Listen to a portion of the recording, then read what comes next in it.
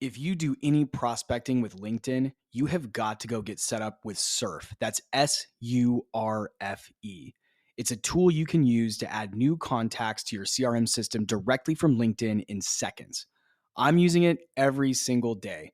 I add contacts, follow my deals, keep track of notes, and it ends up saving me a bunch of time on prospecting and outreach, which means I can spend more time moving my deals along. The data is always 100% accurate since I don't have to copy and paste all the fields over from each and every contact that I want to put in my CRM. Instead, Surf does that all automatically with just one click in about 60 seconds. The team over at Surf has put together a very special offer for fans of sales players. There's a link down in the show notes, and you can use the promo code JWSurf5. Don't forget the E at the end of Surf. That's JWSurf5 for 5% off your first year. Don't spend another minute doing things manually. Go get set up with Surf.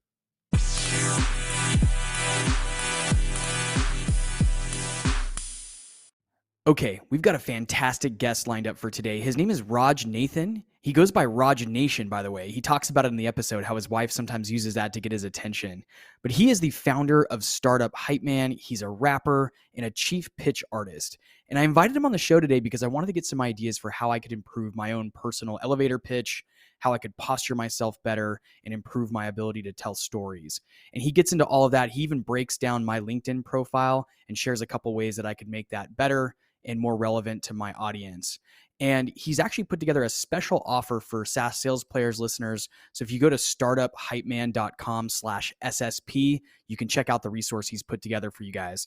So with all that said, welcome, Raj.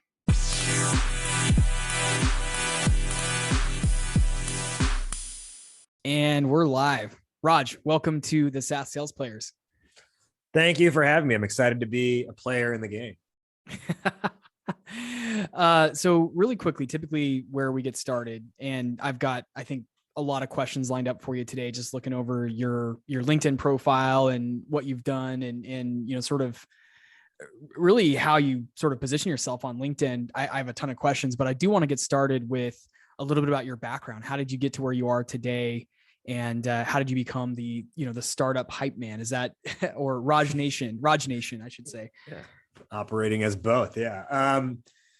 So I think the best way to kind of just like understand who I am is to kind of just get a feel for like, I think why I do this stuff. And yeah, the big driving force in my life, both personally and professionally, is I just have this like fundamental like belief that everyone deserves to have a voice. Everyone deserves to express themselves.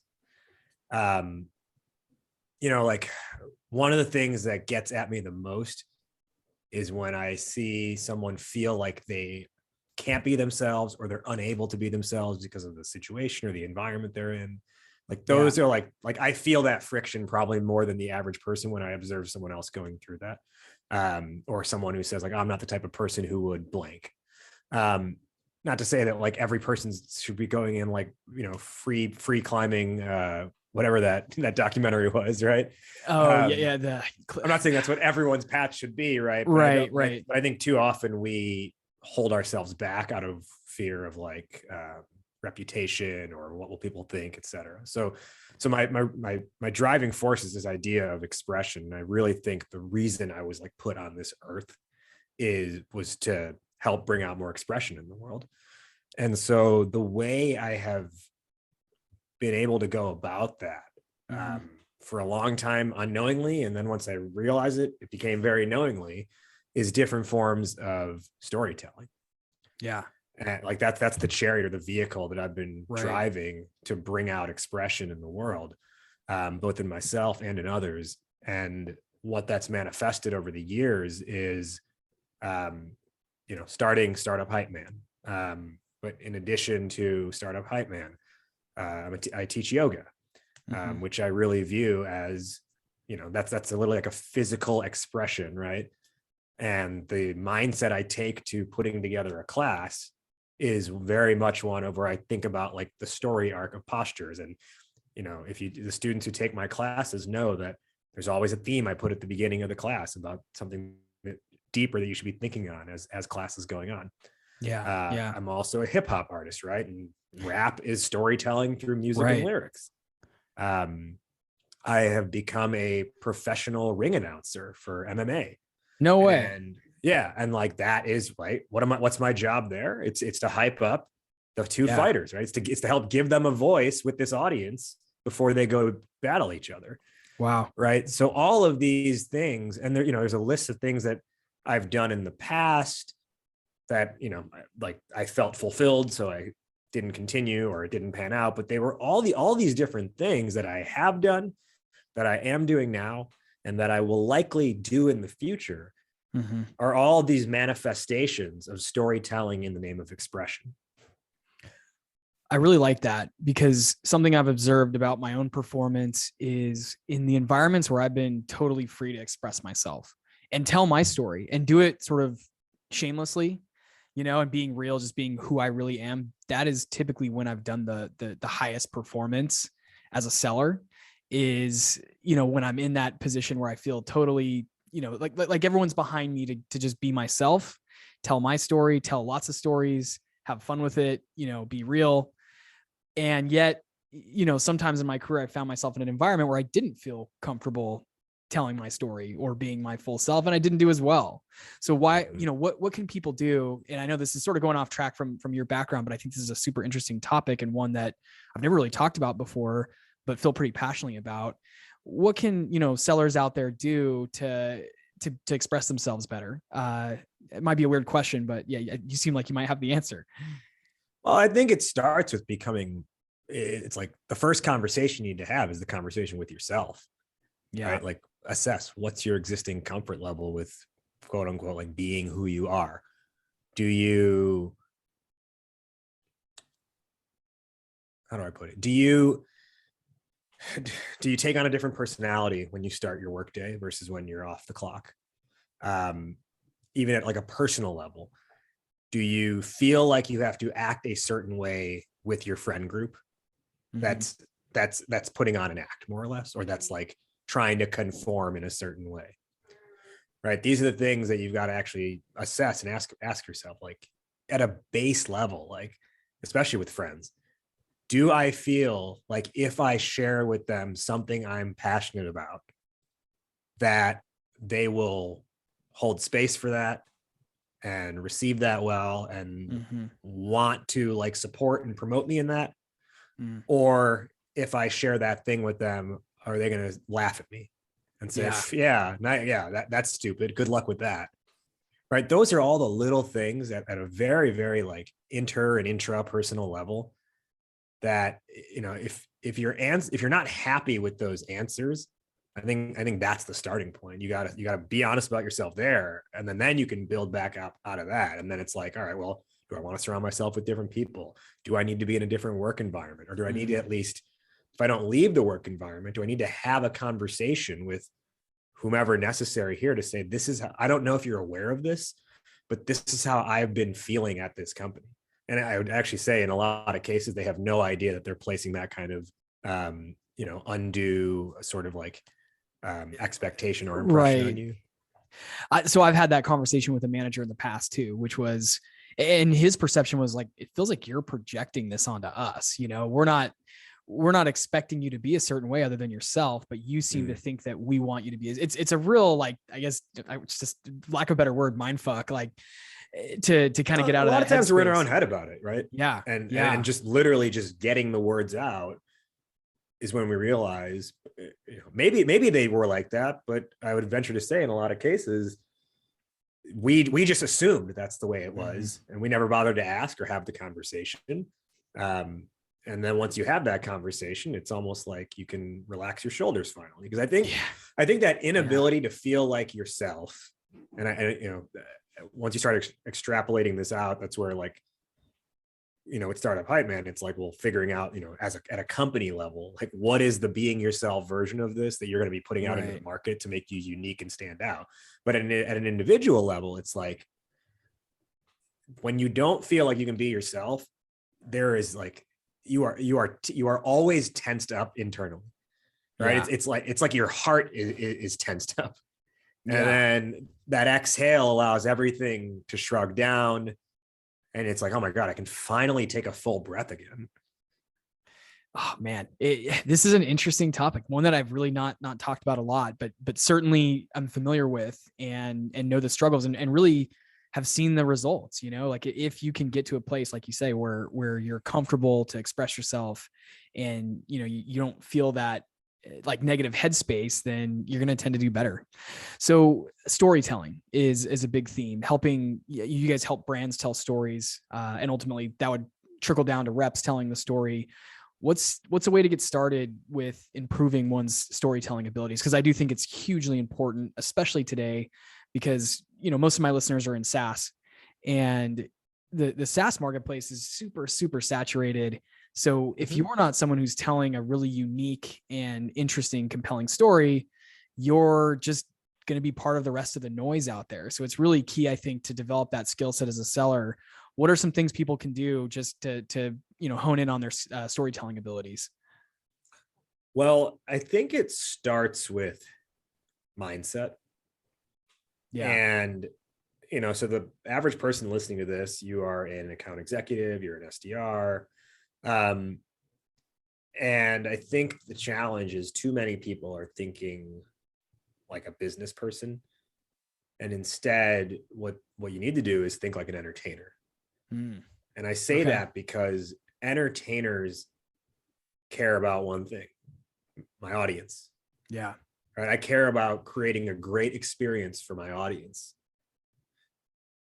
Whereas I think when we're in that business mindset, we obsess over ourselves. We obsess over our product, and we very quickly get far away from making our audience the emphasis and the priority. But if you look at the entertainer, they curate their set list saying, I want what emotion do I want them leaving this arena buzzing about? Actors will cut lines from a script if they think, this is actually, it might sound good to me, but it's actually taking away from the larger story here, from what this character needs to be accomplishing.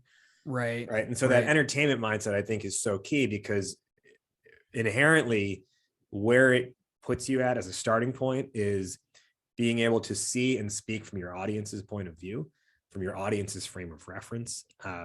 And when you have that as a starting point, I think then you can actually start becoming a better storyteller as a seller. And then once you have the mindset down, then you can really get into some of these like tactical strategies around storytelling. Yeah, that's super interesting. So what kind of, you guys mostly work with tech startups, or is it a pretty broad list of different clients you have? Yeah, primarily like tech startups, specifically in like the SaaS game. We work with a lot of companies that are B2B SaaS. We'll work closely with like the CEO, the head of sales, and the sales team to figure out the sales narrative. Yeah. And then that kind of becomes a thing that gets like sort of ripples out through the rest of the company. And so we'll work on like figuring out your elevator pitch, your presentation deck, your demo flow. And then, on top of that, once we create some of those things, we'll do ongoing demo coaching every month with the reps to make sure that the story is being told well, that you're not just, reading it once, be like, okay, well, I'm just going back to the thing I'm doing, right? You're actually getting the story out there and improving on it every time. And then on top of that, just some like making sure that you're embodying just good sales behavior and good sales skills. So like even down to like, how to talk through like next steps with a prospect, recognizing when you could have gone deeper in a question, recognizing opportunities around how to pull in other stakeholders, things of that nature. So what are some of the things that you guys observe when you're taking on maybe a new client, or, maybe they're not even a client, but you're just sort of observing the marketplace? What are some sort of like messaging and positioning no-nos or don'ts out there that you guys see that are usually signals for, hey, they might need our help? What are some of the things you see? I'm just curious, because I think this will help my listeners know what not to focus on when they're, crafting an elevator pitch or approaching their book of business for the first or second time. Yeah. What are some of like the biggest pitfalls that you guys see? So observationally, you can tell pretty quick if you just like read a company's LinkedIn bio. Yeah. You know, and if it's like, we are an award-winning AI powered the jargon, neurolinguistics platform special, right? Yeah. Then I'm like, okay, well, if that's what it is on like their LinkedIn bio, there's a good chance that's influencing right how the sales team is operating, because that message was created by marketing and marketing is influencing what sales does. And likely that's already on the website. That was probably extrapolate or yes. synthesized from some block of content on the website that says we're, the number one award-winning AI driven, right? So yeah, that's interesting. Yeah. So things like that, I think, are good, like just observational things to look at. I think it's an interesting thing is actually pair that with how do individual reps at the company describe themselves on LinkedIn. So like, actually, so can I, are you okay if I like guinea pig you for a second? Please. Yeah. This is awesome. Okay. Yeah. So this is a teaching moment. Okay. Yeah. And don't hold back. So like your LinkedIn bio, I'm going to read it out loud. Okay. All right. Experienced sales, business development, and operations leader with a strong entrepreneurial drive, high risk tolerance, and proven track record of delivering key results as both an individual contributor and team leader in both early and late stage venture-backed SaaS startups. Highly skilled negotiator, proficient in engaging and showcasing value to executive level buyers, technical buyers, and other key stakeholders in the vendor procurement process. And then there's a little bit more after that. Yeah. At the end, you say, I'm passionate about adding value to my prospects, customers, and teammates, uncovering high revenue opportunities and solving complex business problems with great technology. So when I look at that, what I'm seeing, like I can throw a rock and hit 10,000 other profiles that totally say roughly the same thing. It'd be goal-oriented, hardworking, driven, right? Those kinds of things. Yeah. And what this does is it's like 3, 4, 5, like really packed sentences that it's trying to hit on like the buzzwords, but not actually saying anything. And especially when you consider that this is like, your personal page. Yeah. It doesn't tell me about Jesse, the person, right? It tells me about Jesse trying to sound like he's up for the job. I see.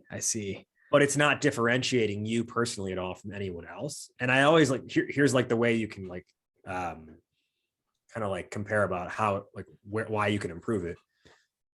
So your first sentence here: experienced sales, business development, operations leader with a strong entrepreneurial drive, high risk tolerance, and proven track record.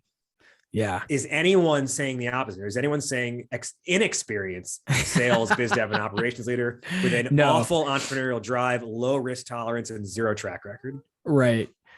So like no one's saying the opposite. So trying to say that is like, it's just more of the same that other people are trying to say. It's obvious. Yeah. It's, why waste lines of text on, table stakes or what should be obvious. Exactly. Like no one's out there trying to underperform. Good point. So if I were you, I would rewrite this whole thing. I would delete it, rewrite it, and tell me about who you are as a person. Like, what do you care about? What do you believe in? And or tell me a story about yourself that gets across the type of person that you are. Yeah. One of my favorite ones I ever read, her bio was something like, in third grade, I was being interviewed to join the advanced mathematics, the advanced math little section of class. Sure. Yeah. And there was a question on the entry exam that asked, how many hours are there in a day? And I wrote in like 23.98, and they told me the answer was wrong. But then I went back to them and I explained how if you actually look at the amount of time Earth's rotation to make a rotation, it actually is just slightly short of 24 hours. And I told them 23.98 is the correct answer and not 24. And then it's just like, I never got into that math program. Wow. And then from there, it's like, it then went into like, I guess I just have a habit of not accepting things at face value. And here's how I'm like a challenger person for every company that I work at. That is a cool stuff. So first and foremost, I'm going to step back and say, I really appreciate you going through mine. I definitely know my about section is very outdated. I think I probably wrote it back in like 2016 or something. And you should have seen mine when I was coming out of college, man. It was the same thing. It was like, yeah. And it was a long sentence with like 9 commas in it. And LinkedIn's such a fun, I think especially for folks that have been on LinkedIn for a while, it still feels like the whole point of LinkedIn is to interview for your next job. And to your point, and I know this to be true and yet still haven't taken action, LinkedIn is about selling myself and my brand. And that, bleeds into the work I do as an AE, an account executive that, highlights what I'm doing with the podcast and those things. I need to be able to tell those stories. And what I love about this woman's story you're saying is like, I just learned a hell of a lot more about her than I ever could have learned from 3 sentences talking about her track record for success and her past roles. But now I know she's like someone who does her research very thoroughly and maybe has a little bit of a chip on her shoulder because she doesn't like the bullshit of someone telling her, she's wrong when she knows she's right. So I know she's like someone who's just not going to settle for the status quo. And I don't, I haven't looked at this profile or anything, but I already feel like I know a lot about this person. So whether I'm evaluating her for a SaaS position on my team or, trying to do business with her or partner with her in some way, I already have these like really deep insights into who she is and the kind of work product she's doing just from that really short anecdote. So that is really interesting. And compare that to, if you think about someone who's like, a company's looking to hire for, an AE or an SDR or something like, take that story against someone writing proficient in cross-disciplinary selling, environments. Right. The second one doesn't really mean any, it means something, but it means nothing at the same time. Yeah. And if I'm hiring, I want the person who's telling me up front that they essentially expect nothing but the best from themselves and everyone around them. Yeah. No, that's really cool. What are some other, it sounds like you guys focus on that message and LinkedIn's a really interesting starting place for how, not only reps, but brands themselves are presenting themselves to their audience. What else? Tell us more. This is really interesting. Yeah. So if we kind of get into like the weeds of like where, we kind of like tactically start to see companies, just not have the right messaging, especially on the sales front is, so, when we come into companies and we do our process, we create what we call a story stack. So it's like not your tech stack, but your story stack, right? The layers of messaging. And the first thing we'll do is do a demo audit. We'll review a bunch of recordings and just see how things are going and learn, what are some of the common behaviors, what is the customer saying, et cetera. Yeah. And we were just doing one this past week. And one of the things that came up over and over again was an inability to explain what the company does in anything less than 2 to 3 minutes. I think in some cases it was a 5-minute description. And that was in the upfront, let me tell you about what we do sort of description, which is, and it's more common than you think, especially as a company starts to grow and your product gets one more feature added to it. Right. Yeah. That elevator pitch that I like to call it becomes more and more difficult. So, the formula we always work off of, we call it the Que Pasa elevator pitch formula, which if you know Spanish, Que Pasa means what's up. And that's really what you got to tell your customers, what's up with your company.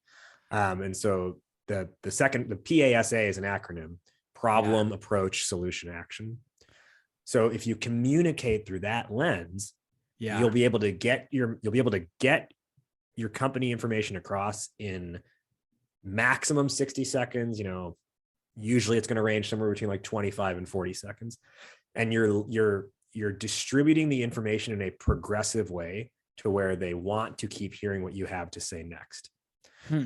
And you're getting out just the right amount of information that it creates the teaser to want to learn more, or to want to keep going. Right. It's a hook and not just like this droning 5-minute, block of talking. Yeah. That's interesting. Right. So like an example, so, we work with startups of all different types, but like one of my favorite ones is actually a B2C company, but you can see how the same kind of thing could apply here in a B2B side. And I can even give a B2B example afterwards, but this company, Fan Food, actually one of our first clients ever.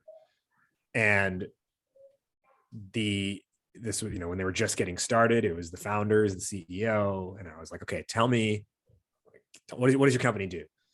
And the CEO, his name's Carson. I have video because I was like recording it, and he was like, okay, so yeah. Fan Food is a live event venue and stadium mobile ordering app. The value add for the venue is higher per cap revenue. The value add for the fan is reduced waiting times in line. And that's it. I mean, blunt, it gets the point across, but it's not very sexy. I'll say that. Right. It doesn't inspire. It doesn't make someone say, "Oh my God, that's amazing." Yeah, right? I don't get goosebumps over Tell me more. Yeah. And so what we converted that to using the Que Pasa formula, again, problem, approach, solution, action. As a diehard sports fan, there's nothing more frustrating than going to your favorite team's game and missing the big play because you were stuck waiting in line for a hot dog and beer. Fan Food keeps you in the moment. Wow. Use the Fan Food app to get your food and drink, Fan Food mobile ordering app to get your food and drinks delivered directly to your seat so you never miss a big play again. Download Fan Food in the App Store today. That is cool. It just took me there. I mean, the story puts me in the actual scenario. And again, I think like the first iteration of it wasn't absolutely awful. It got the point across, but it didn't put me as the user or the buyer in the situation. And now I feel it was like robotic, right? Yeah. It was like when do you ever want to say out loud, the value add for this person is this, the value add for this person is this. Yeah, right? that's a little like it lacks a lot of creativity to just say like, here's the value. Yeah, exactly. Okay, cool. Versus in this other pitch, like they've had people, Carson has had people, I've been with him when he's been in groups and told this, and people will stop him mid-sentence to tell him the exact game they were at and the play that they missed. Because if you are a sports fan, you have experienced that before. And for me, it was a 7th inning home run in a Cubs game. Right. Everyone has that. And, that story. There was one guy one time. Who was like, oh my God, that happened to me. The Odell Beckham catch, like one of the best catches of all time. I paid $1,000 for my end zone seat and I had to watch it on the freaking construction or the concession stand TV, because I was waiting for my hot dog. Yeah. Oh man, that is awesome. What's a good B2B one that you have? Yeah. So if we think about your discovery or your demo call, you want to take a little bit different of an approach to it because it carries a little bit different like sentence cadence, because now you're in like a one-on-one sales conversation. So it can't have the same like advertising sort of like nature to it. Like the Fan Food one, that is effing perfect if they go and sponsor a podcast and do a mid-roll ad. Oh, absolutely. Right? Yeah. But you're not going to necessarily get someone on a call one-on-one and say that same thing, especially if you're talking to the stadium, right? The stadium's gonna have a different value prop altogether. But I'll shift to a different company, and this is another one of my favorite companies. We've actually been working with them for the last 20 months or so, more than that, almost 2 years. And it's a company that operates in e-commerce retail, and the company's name is SearchSpring.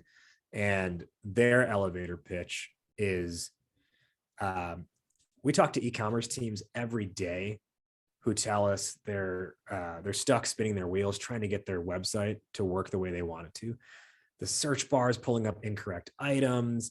Trying to categorize items on their page is a pain, and trying to set things up takes so much manual labor. They're losing like 10 hours every week. SearchSpring gives you total control over your site so that it looks and it acts exactly the way you want it to. Yeah. Use the search, merchandising, and personalization tools that help you put the right shopper or the right product in front of the right shopper at the right time, so you can boost your conversion rates and make sure that you don't have to make sure you get those 10 hours back every week for more important activities. Yeah. Right. And so they deliver that. And then since it's like in a one-on-one conversation, the action step is something like, do you feel like you got a decent high level? Like I want to go deeper into this, but do you feel like you have a decent starting point? And so many times, because we listen to the calls, right? So many times people will be like, no, that's actually really helpful because I didn't even realize you did this other thing. I thought yeah. because the name has search in it, you just did search. Search. Yeah. Yeah. Right? And just to like break that down a little bit further, like when you're in that one-on-one demo or discovery call, you've got to highlight like you want to use that Que Pasa formula, but you got to highlight the problem without directly accusing the person you're talking to of having the problem. Yeah. Because I mean, and they might, and they probably do. But if you come in guns blazing and you're like, you suck at this thing, what do you think the reaction's going to be? Well, they're going to get defensive, and then they're going to close off and stop, glaze over and not listen anymore. Frankly, yeah, they'll be like, you don't know me. Even if they have the issue, they'll be like, you don't know me. Right. Who is this person trying to come in here and tell me how to run my business? Which is why, and I say it takes on a different sentence structure than like the advertising kind of version, because there's a lot of power in what I call diffusing the problem across the market. We talk to blank who tell us blank. So now, we talk to e-commerce teams every day who tell us this is what they're going through. Yeah. Now you've diffused the problem across the market. So essentially you're like, I'm not saying you have this problem. I'm just saying people like you have this problem. So maybe there's something in there you can relate to. So in doing that, you're able to highlight the problem while making it okay for them, because now you've done two things. You've made it okay for them to admit fault because you're saying other people experience this too, right? Because people never want to feel alone in their problems. At a more like meta level, like that's why more people who should see a therapist don't see a therapist, right? Because there's not, right? No, but like really think about that. You need like the social proof, or you need to feel like exactly you're not the only, person out there that needs that. Yeah, exactly. There's a stigma around it. So similarly, like people don't want to feel like there's a stigma about their problem. So you have to make it okay for them to admit they have a problem, and simultaneously by saying we talk to these kinds of people every day, all the time, every week, whatever that sort of like number you put on it. Yeah, you're also saying I'm in the game with you. Like that's your proof and credibility up front. Right. Hey, I'm in this thing. I'm part of this landscape just like you are. I'm not some outsider trying to tap on the glass saying, please let me in. Yeah. Yeah. I'm invested. Yeah. What else? Tell us some more stories. I like stories.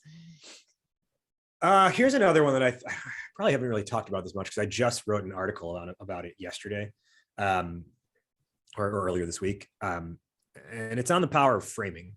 Okay.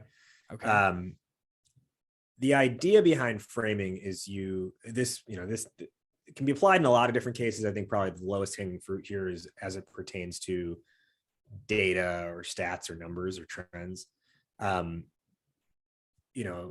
Just think about like the average presentation slide.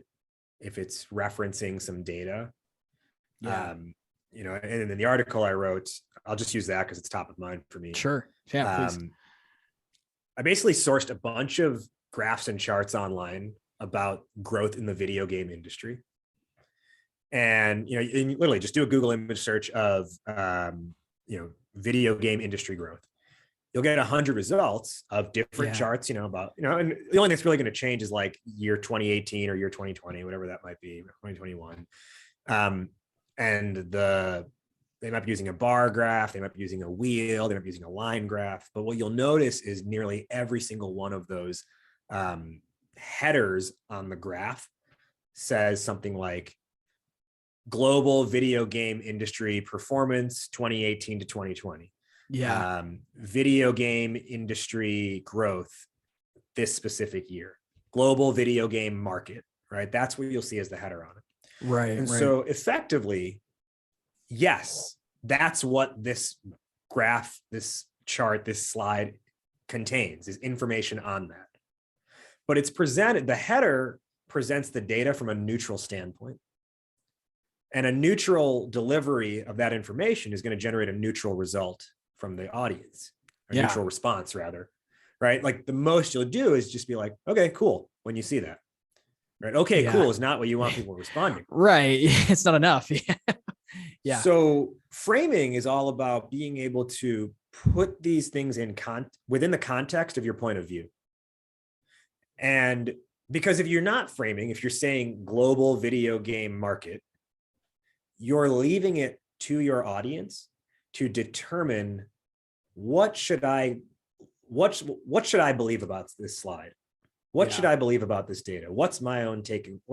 Like they decide for you what they want their takeaway to be. There's no guidance, or there's no, like you're not giving any hints to the reader, right? Or the audience. So, okay. Interesting. Now compare that to, because I took that and give me 1 second. I'm going to pull it up. Yeah, please.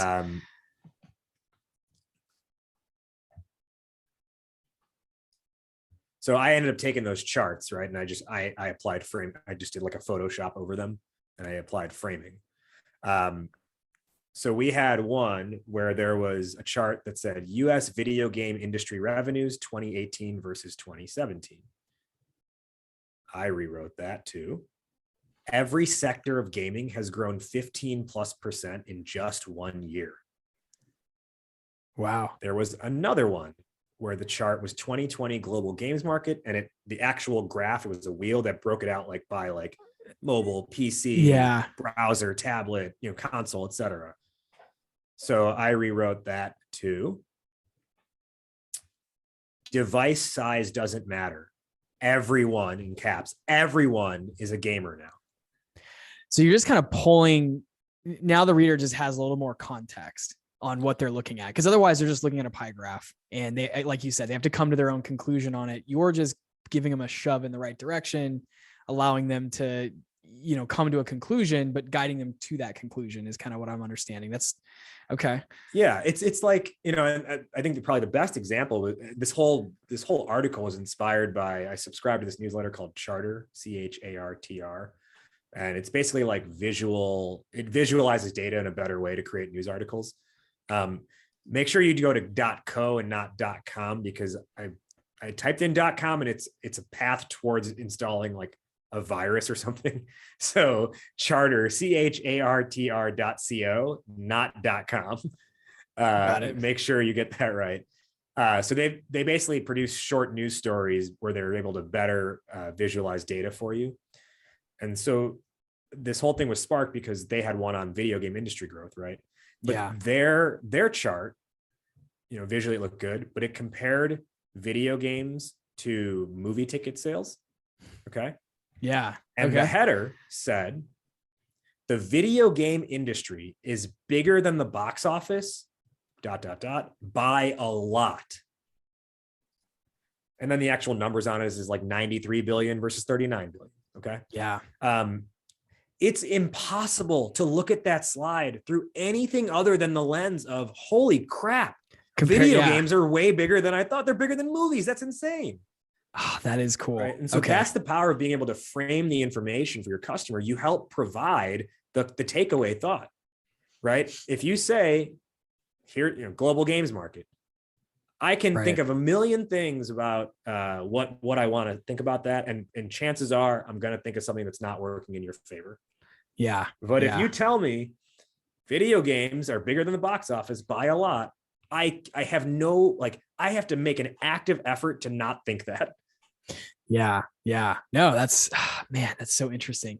These seem like small things that you can implement, but they obviously make a massive impact. Powerful, right? Yeah. You just drop them in. Another, like one of our customers we were working with, they sell into more of like a B2C kind of market. Kind of like they do like a lot of like group selling to get their, but like it's almost like a channel distribution kind of thing with group selling. And that specific market is like highly price sensitive. Right. So like to be a reseller of their product, you have to pay like $75 or $70 a year just to have like the distribution license, which is not a lot of money. But I mean, think about how like you get annoyed when like random subscription just increases by like $2 a month, right? So like that's Netflix, I think, just recently did that. Yeah. Yeah. Right. So that's where like that market is going to get annoyed or have hesitation, right? And so even like we apply framing there, we don't even need it on a slide necessarily, just having your team or you as the seller, just framing that a different way. Right. Yeah. So what we did was we were like, okay, you know how we're going to frame this? We're going to say the annual fee is really only like half the cost of an Amazon Prime membership. Yeah. Yeah. right? You know what you pay for Prime, and you know you've already clearly proven to yourself you're willing to pay that. Yeah. So this is just about half of it. And and there's little things you can throw in there, like only, right? Mhm. It's only about half the cost. Or going back to some of that like video game stuff, right? Like the first one that I told you I rewrote, like every sector of gaming has grown 15+% in just 1 year. Yeah. Right. So just is key. The 1 year kind of brings in how short of a time frame that is. So now I have that perspective of, well, that was fast, or that was, a tight timeline to grow that much. And it's not just that it's the 1 year, it's that it's just 1 year, because 1 year could seem like that actually took a long time to some people. But if it's just 1 year, it's that happened pretty fast. Yeah. Compared to 5 years, 10 years, that was fast, right? Yeah. But it's bringing it into that level of detail. Interesting. Yeah. Okay. So those are some good like storytelling tips, I think. Framing is just, it's so powerful, right? A lot of the work we also do is working with early stage startups, like on their investor fundraising pitch decks. And we kind of apply that model to like every slide there. Where, your slide header should really be not a description of what's on the slide. It should be the concluding thought a person is supposed to have. So you'll often see, a startup raising money will have a slide that says like, industry size, for example, or market. And that's very neutral. But being able to do like what we said with the video game stuff, like that's different. Or, I'll never forget this. I was judging a pitch competition a few months ago, and the company that won did this. They were on the slide where they were talking about their own growth and their customer acquisition. The average company is going to put up that slide and the title of the slide, customer acquisition or growth metrics. With a chart, whatever it is. Yeah. Their slide, I still remember it was, we are very good at acquiring customers quickly and profitably. Yeah. So regardless of the data on that slide, all I remember, right? They're good at it. To be honest, like the data could have even maybe shown that or not. Not that I'm telling people to lie. It could have been a flat line, but you're still like, well, at least they're getting them fast. At least they're acquiring customers fast and efficiently, right? And I forever remember them as like for that. Well, if there's one thing I remember, it's that they know how to acquire customers. Like they figured that part out of the funnel. So I can imagine that's really important when you're, putting a slide deck in front of an investor and trying to raise capital, because, VCs are looking at how many, God knows how many presentations every single day. You really want to help position and get them in the right thought track so that one, you don't get a bunch of questions. Cause I think, if I were an investor, professional VC anyway, I'd be very skeptical of most presentations I see from early startups, because they're going to say something like, we're the best in class, artificially intelligent, this and that. And, here's a chart that shows our growth over the last 6 months, but I don't really have, I still don't have any of the meat, and I still don't even know what lens to judge them by other than my own bias or my own, experience. And that might be harsh based on other startups I've looked at. So like you're saying, bringing them in and giving that specificity and making it more memorable, so that what the investor leaves with is, well, I don't know. We don't know a lot about this. This is an unknown. We're investing in a new company, but what we do know is that they're pretty good at getting customers on quickly and efficiently. So that's all we need to know.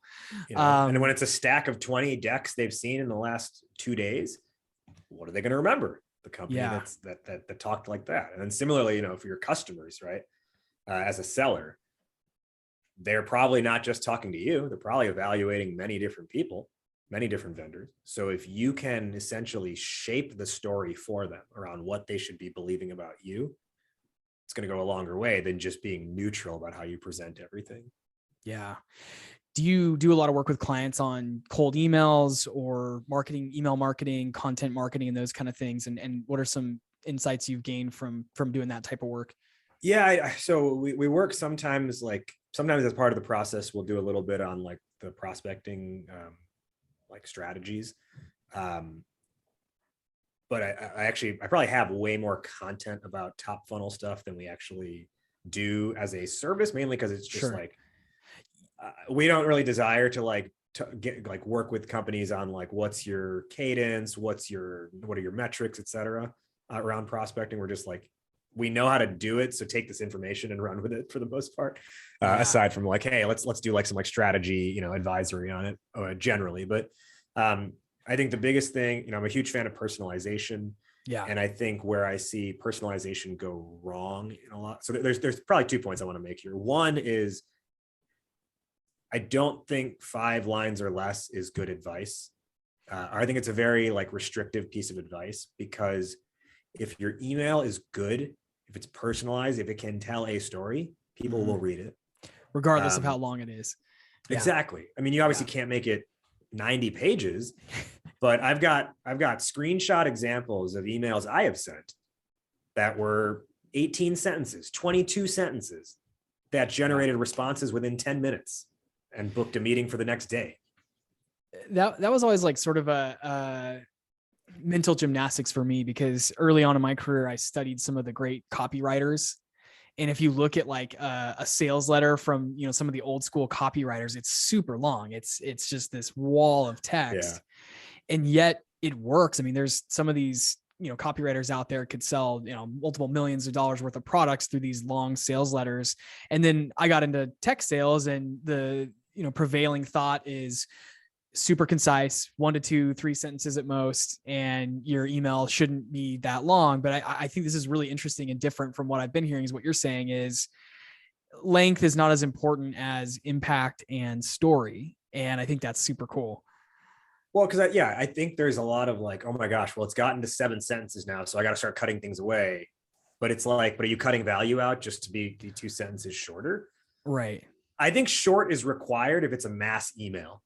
Yeah. Because then there's like, you're just trying to like hope something sticks, and people are, if there's nothing personalized about it, they're not going to read if it's longer. Yeah. But that's why, we never like, at least ourselves, we never employ totally mass without any type of like customization or personalization. Automated, spray and pray. And I'm like no longer a believer in that tactic. I think, 5, 6, 7 years ago, you could put together a sequence and send a bunch of emails out and you'd probably get some responses. But I just think in 2022, there is a certain level of like, one, storytelling to your point, but personalization and a little bit of research done ahead of time, so that you are at least somewhat aware and you have at least a hot take on where the company could get value from your product, but also not using things like, here's how you could get value, rather, putting it into a story and framing it. So man, this is good stuff. This is stuff that I think most tech salespeople don't unfortunately dig into, because if you're just going by what the most common SaaS sales training methodologies are out there, they never dig into things like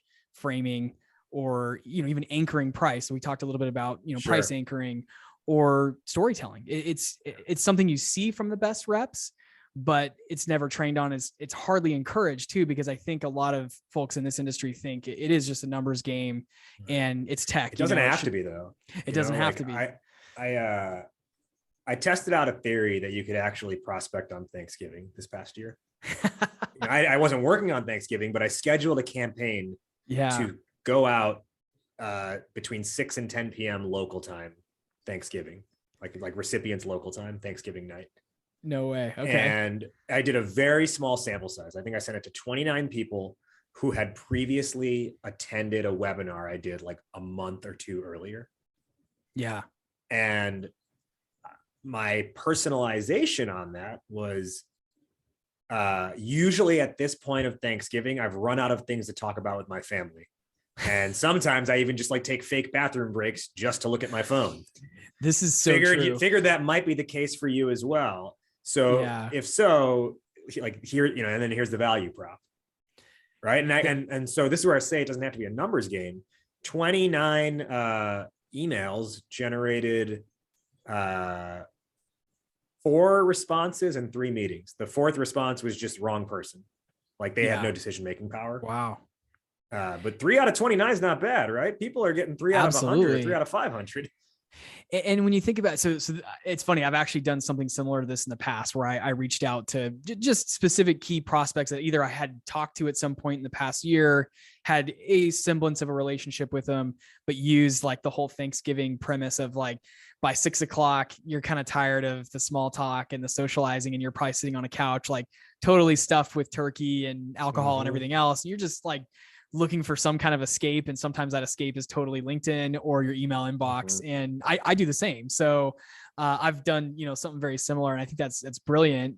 And Right. man, that's cool to hear that you had such a high conversion on something like that. And I think it is that sort of out of the box thinking that really sets a good seller apart from someone who's just, playing by the same old rules and sending the same old, jargon and out of the, canned message out that doesn't really tell any kind of a story and isn't really real. Cause what you're saying you did is it's real. You like address the elephant in the room, which is like, by this point, you're tired of like hanging out with your family and you're looking for something else to think about. And this will give you like a quick win. And funny enough, one of the people who, they replied, no one replied that night, right? They all replied the next week. Yeah. No one said, I can't believe you'd send an email on Thanksgiving. Instead, in fact, one of them said, hey, this email was perfect timing because here's these initiatives we've been working on. Yeah. Wow. Oh man, that's great. So pay attention, listeners. That's a really cool tactic and a great idea. One more thing though, let me just point this out real quick. In that specific example that I gave, notice how, and I think this is it's a lot easier for me to say this as a company owner, right? And so I say this knowing that it's easier for me, but also with the advice of like any SDR listening to this, like it is possible if you just think through things a little bit differently. Mm-hmm. I wrote that email in that first line. I wrote from a place of I'm on the same level as this person. Right. Hey, what did I say? It was like, if you're like me, chances are at this point, you've run out of things to talk about with your family. I didn't like write it as if they were like this superior that I'm just hoping to get a response from. Sure. And the reality is like, yeah, it might be easier for me because I'm a company owner, but a lot of the people that I prospect into are CEOs of hyper growth startups, which I am not that. Right. So there is still a separation there, but I always try to speak as if we are on the same level. Because then that creates more like the messaging naturally will come out as more like real and relatable. That's huge. So let's just use the example of an SDR. Maybe there's an SDR out there listening to this podcast and they're, 21 years old in their first or second sales role. And they're like, how the hell am I supposed to act like I'm on the same level as even a small business owner, but much less a, executive at a Fortune 100 company or something like that. Cause there's absolutely SDRs out there trying to reach those people. Yeah. What can you do? What are some things you can do to sort of posture yourself as on that same level? And I think you've given some good examples, but I'm just curious to dig in more. Cause this is still something I struggle with. Even, I've been doing SaaS sales for a long time, but it's still hard to sort of position yourself as on the same level as your buyers, especially as you go up the chain and you start selling to higher level executives. I think, well, first listen to the Lil Jon song, Get on My Level. That would be the first. Lil Jon and whoever else, I don't remember who it was, Trailville maybe. Next, you're going to just look at what you're writing and does it sound conversational? Does it sound like how you might just tell your own peer the exact same information? And so they're like little things like saying like, hey, Jesse, was thinking this might be cool, right? Or was thinking you might want to take a look at this, right? Yeah. That's just a little bit more conversational than I'm surfacing this article for you. Right. Or, right. Wanted to get this on your radar or something that just sounds a lot more jargony. It's not like I wouldn't send my best buddy an article and be like, hey, I wanted to get this on your radar. I would say, dude, have you seen this? Or, have you checked this out yet? Yeah. And there's even like little things too, right? Like was thinking is a little bit different than I was thinking, right? You're almost like in mid thought, which is how someone would talk to someone of equal sort of stature to them. Right. Yeah, those are some of the little things you do. Like just look at your email and be like, if I rewrote this same value prop, but to my friend or my roommate, would it sound like this? And obviously, if it's like take that like with the lens of like, you're not going to like curse throughout it or be like, sup, like. Right. It can be too informal, but you want to be more informal than probably what you're doing today, which is some, again, heavily jargon oriented or you're just trying to sound like you're more verbose than you actually are. So you want to avoid that. Cause I think it's so true that execs can smell that. And it's just like an automatic archive it or put it in the spam box or ignore, cause you can smell it. Right. Let me ask this. How much do you use your hip hop in your business and your selling? I saw that you have a couple of videos and things like that. And I always love talking to people that have like a skill set or a passion that's totally in some ways unrelated to what they do. Yeah. But they managed to incorporate that into, and you seem like someone who really embodies that. Like you have all these aspects to who you are, and you've managed to merge all those with your business. Tell us about like hip hop and how you incorporate that in your business. It is very much part of the brand. I actually literally, because we've been growing over the last several months, and as part of that, I wanted to create core values for the company. And so I actually just recently finished working with a consultant to create our core values, which we'll be rolling out soon. Yeah. But I made a decision that every core value has a corresponding hip hop lyric. That it was either inspired by that lyric, or I feel it reflect like the value is reflected in that lyric. Yeah. So it's literally like, it's like imbibed in us from the start. In a selling sense, I think part of that, like that mindset, right? Like think like an entertainer, mm-hmm. Flavor Flav was probably the, most well-known hype man ever. Yeah. And even just like literally like the actual creation of music, like we use music oftentimes as a way to create promotional tools, or to create promotion for the business, to create leads. So like, a few years back, I rewrote the lyrics to the Fresh Prince of Bel-Air. I saw that. Okay. Put up my phone, right? And I recorded that. And I wasn't really expecting much. Like, I just like, this seemed like it might be funny. Threw it online and like, holy crap, it got so many views. It drove so many leads. Like, wow. You can be creative with your stuff. And now, like last summer, I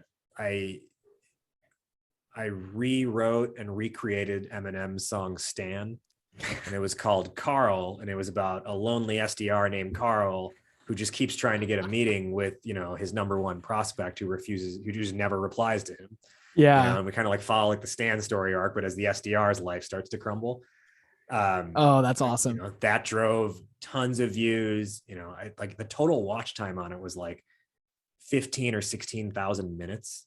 Wow. And I'm like, damn, it's hard to get someone to watch something for 20 seconds. Right. And here people are watching, because Stan is a long song, right? Yeah. It's a 6.5 minute music video, and people are watching it all the way through and watching it 4 or 5 times. Then sharing it out with friends. And, that drove a ton of leads, ton of pipeline. It drove immediately within 10 days, it drove pretty good revenue. Like we got a pretty good revenue deal out of it. And then long tail, it's continued to drive opportunities and more revenue. Wow. I love stories like that. Cause I try to make an effort to bring more of myself into what I do. And I do think when I have done that in the past, when I've been myself, that's when prospects buy from me, is because they're like, this guy's the real deal. He really cares. And when I'm comfortable being myself and bringing in my own interests and other, I become sort of a 360 degree person, right? And not just what you see on the Zoom screen that's pitching some product. I'm a whole person really trying to solve problems. So you've given me some very good actionable advice today for my own brand online, and definitely some great ideas to kind of incorporate into my discovery and my, sales deck and elevator pitch and those things. I know we're here at time, so I want to give my listeners a chance to get in touch with you. How can we find you on the web? How do we connect with you? How do we utilize your services too? So you can, I would say, follow me on LinkedIn. You just type in Raj Nation, all one word, RAJ Nation. Go ahead and follow me there. And that's where most of our content lives. Is on my personal profile. And then I think what would be helpful is, we talked about that Que Pasa elevator pitch. So I've actually got like a short little guide that can help you through that. Cool. In creating your own. So just go to startuphypeman.com/SSP for SaaS sales players. And you can just grab it off of that. And then if you want to work with Startup Hypeman, unfortunately we don't have any sort of product or service that we directly sell to an AE or directly sell to an SDR. But if you heard something you liked and you want to run this up the ladder to your CEO or your head of sales or whomever, that like we sell to the company level and then we work with the team. So that would be, the path to working with us. That's incredible. Raj, thanks so much for coming on and sharing just tons of awesome value. Really appreciate it. I know the listeners will like it too. So yeah, thank you. I had a blast. Thank you.